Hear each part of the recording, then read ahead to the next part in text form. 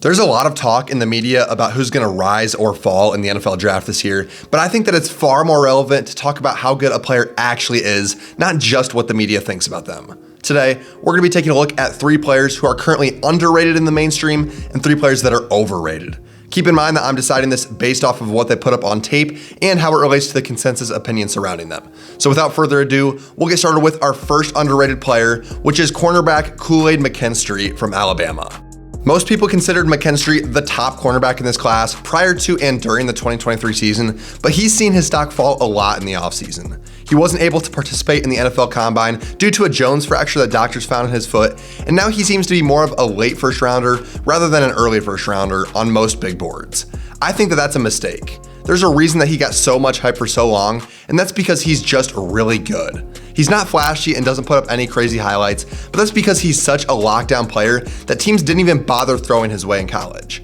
Are there some things to clean up in his game? Of course, but I think that anybody saying that he's not a top 3 cornerback in this class is a victim of prospect fatigue.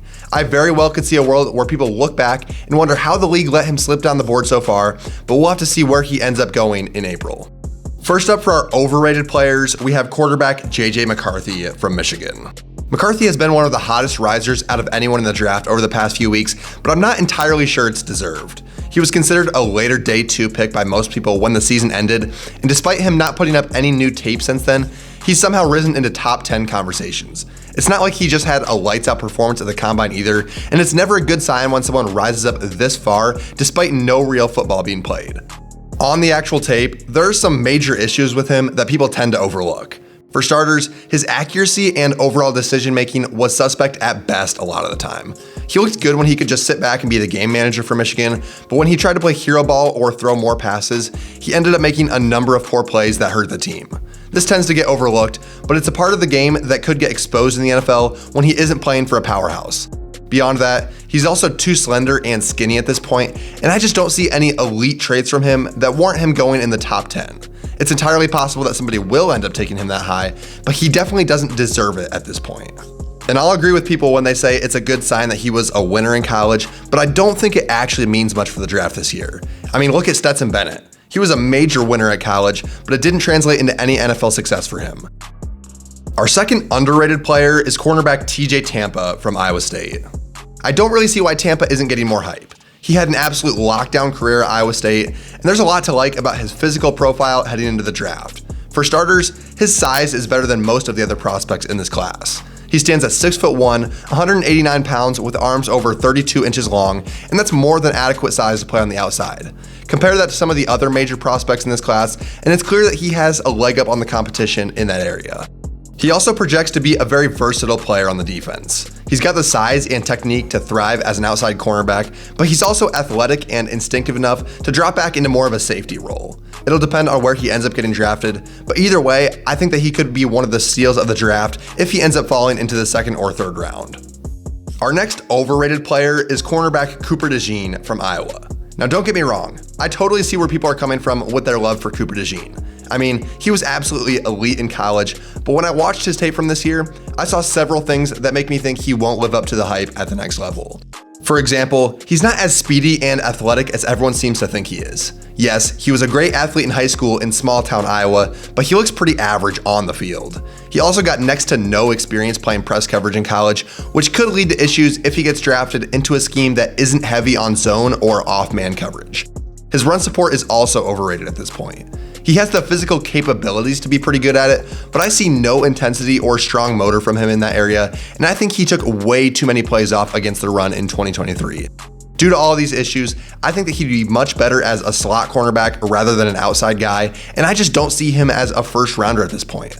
I know that's an unpopular opinion, but I think it's going to be a classic case of someone who was great in college but underperformed in the NFL. Our last underrated player is edge rusher Jared Verse from Florida State. This guy was being hyped up as a possible top 10 or top 15 pick in last year's draft class, but now for some reason, that same enthusiasm isn't there for him anymore. He went back to college for another season this year, and he was still great. I don't see any new or glaring issues from him on tape, and it just feels like a classic case of prospect fatigue to me. It's more fun to look at the flashy new guys like Dallas Turner or Latu Latu, but I think that Verse is better than both of those guys at this point. The main thing that separates him from the rest of this class is how refined he is in all areas of his game. He's great against both the pass and the run right now, and his technique is already well refined and nuanced. He'll be an impact player on day one for whoever drafts him, and he has a great mix of size and speed that allows him to fit into most systems. I see no reason why he shouldn't be considered a top 10 prospect, and he's even the highest defensive player on my big board. His draft stock seems to be in the mid-first round right now, but that would be a big mistake if he ended up dropping that far. Our last overrated player is quarterback Jaden Daniels from LSU. This one's tough to say, given that Daniels is expected to be a top 3 pick in this class, but I think that it's true. A lot of the excitement for him is centered around his rushing ability, and it is absolutely elite, but I think that is leading people to overlook some of his issues as a passer. For starters, he has no experience running an offense with any sort of nuance.